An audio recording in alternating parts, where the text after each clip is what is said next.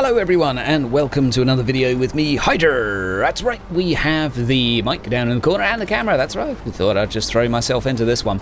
We are playing a little bit of Dark Future Blood Red States, and this is a recent Games Workshop game, or tabletop adaptation a la indie studio into a game, which has been out for about a week, so I'm a little bit late to the party on this one, and apologies because the initial launch day discount has already passed us by.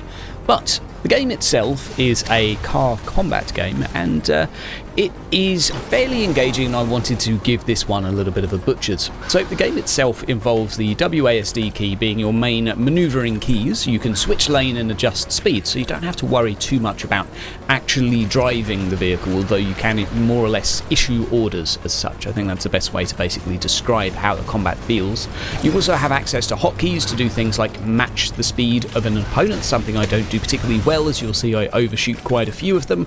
You'll also have access to things like repair functions, a boost ability on the F2 key.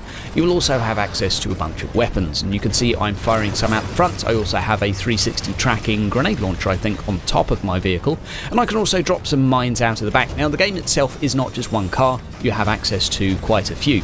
You complete seasons with a car and attached driver who will have a perk, and then you'll unlock another and another and another and another, and they get progressively more difficult. This is the second difficulty, and I think there is about 5. And I would say there is quite a jump from the first to the second. I've actually found the challenge of this quite enjoyable to do.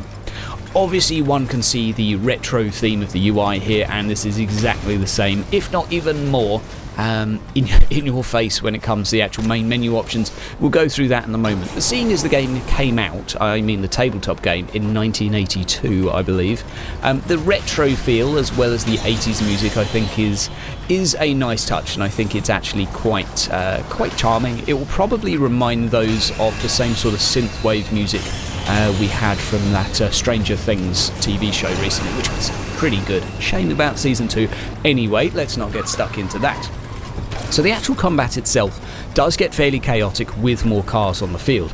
I'd say this is a fairly light one at the moment, but a good opportunity to show off me fumbling around and farting out random mines trying to get an enemy to drive over them. But the game itself is quite enjoyable. Not only do we have the actual combat system, but we also have the upgrade system outside the combat. You do have quite a bit of control over the actual vehicles themselves. You get to choose things like which weapons you equip. You buy these with money, which you earned by completing missions. You also have access to armor and various upgrades. So for example, and we'll go through this in a moment in this other screen, but I could focus on upgrading all of the weapons on the front of my vehicle to make them as powerful as I can, or I could upgrade simply my armor to make my vehicle into some ramming machine. And there are different vehicles which will have bonuses for ramming, extra hull and things like that, so you can basically be more of a melee brawler. But for now, this campaign I'm sort of engaged with, or season, is, well, this car, which is, I would say, a middle ground sort of hybrid car. It's pretty quick, although they all seem to be able to reach the same speed, so actually it's just as quick as any other car, but it has access to 3 weapons on it, and some of the others only get 2, but of course they typically get something else as compensation. Mission success. Wonderful. So what we'll do now is we'll crack on with another mission, destroy the enemy Robotruck. So there's quite a few different mission types in this as well, which is nice to see. I've seen about 6 or 7 thus far. There may be more, I'm not exactly sure. Some of these may involve having to drive alongside a vehicle in a particular point that keeps moving for a certain period of time, which is harder than it sounds. Others will simply be just taking out enemy vehicles until a boss appears, and others may be a race, and there's plenty of different missions to give a little bit of variety. And this isn't necessarily linear. You do get to choose which missions you do, which is nice, and generally a good touch. Now what we'll do on this one, we are trying to destroy an enemy Robotruck, which is basically a large truck. I can't remember the actual reason for this, but we have to try and destroy it, so well, that's what we'll do.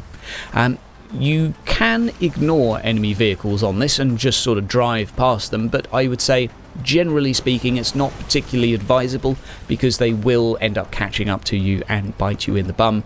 Although perhaps if you could make good use of the thruster and just maintain a max speed, you might well be able to get away with it. Although dropping mines while people are behind you is pretty good fun, and some of the pipe bombs as well have some nice ragdoll physics which send the enemies absolutely flying all over the place, which is cool.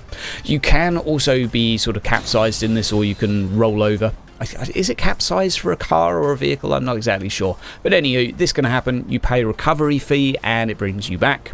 If you die in the campaign, that's you dead. You have to start that particular campaign again. It's difficult to say exactly how long one would last, but I completed one, I would say, in about an hour and a half. So, and there are perks as well that will help mitigate this, so you might get a second life. If you've completed the first easy campaign, you might get a perk with an extra life, for example, so that way you can afford to die in the next one once. But if you die twice, it's the end of the season and you have to start again. So it's definitely got some punishing aspects to it as well. And here we are with the actual robo truck in question. You can move the camera around as well, which is a nice touch. Now, I would say I haven't made use of the command mode in this, which slows down combat pretty dramatically. So in this situation here, it would probably be a perfect opportunity for me to press the spacebar to slow down time. But of course, I'm not doing it right now because I really like the fluidity that comes with using hotkeys. And, well, I just think it makes it look a little bit more engaging and interesting. Stopping the combat very, very frequently with the spacebar, I found, just sort of took away from my immersions. So, anywho, I think what we'll do now is we'll bring up the actual economic screen and go through the post-mission stuff. Let's crack on. Right, now here we are in the yard with our car. First up, we'll go and customize our aesthetics. As you can see, our main colour is not as cool as it could be. We could definitely go for a beautiful shade of red. That looks pretty good there. We can change our trim colour too, so we can deal with some of this ugly aesthetic. We could go white scar in appearance. And you will notice as well, some of the weapons in this game do bear the same lingo as the Games Workshop products we're used to. So you will see like crack missiles and things like that. I believe so anyway. Let's go for the most awkward colour combination. They're all grey. Yeah, that'll do. That looks pretty ugly. And the plate, of course, you can change this too. You can change this, but we'll stick with, as in you can actually change what the text says to subscribe. There you go. Managed to get a little promotion in there. So, what you can also do is equip the vehicle with different things, and now this vehicle in particular has access to 3 weapon slots. They're in red.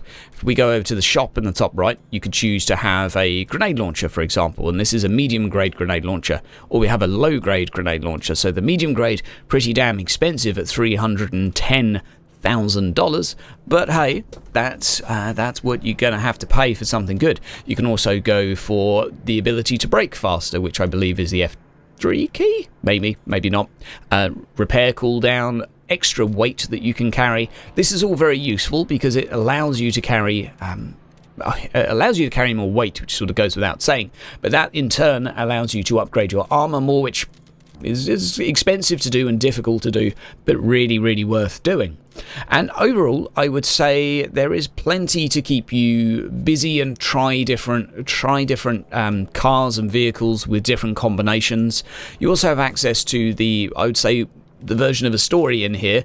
So you'll get a sequence of events that will come out like this, which is nice to have, but I will be honest, I don't read. You have a reputation system as well, which unlocks new weapons, which is nice to have, do different missions, unlock different things. We've got a heavy MG we can get access to. Different mission types obviously available on the mission screen. You can select and you can see how much of a reward you're going to get, and a fuel mechanic is basically there to say, hey, you're going to have to spend 40k after each mission just to get more fuel. So overall, I have to say, it's taken me by surprise a little bit. I was a bit hesitant with the initial visuals, I will be honest, and the appearance of combat, but I think this one's potentially a grower. It's up to you. I'll hear your thoughts down in the comments. Guys, have yourself a great week, and stay tuned, because we got so many games coming out in the next couple of weeks. Lots and lots to do. Guys and girls, have a great day. See you next time.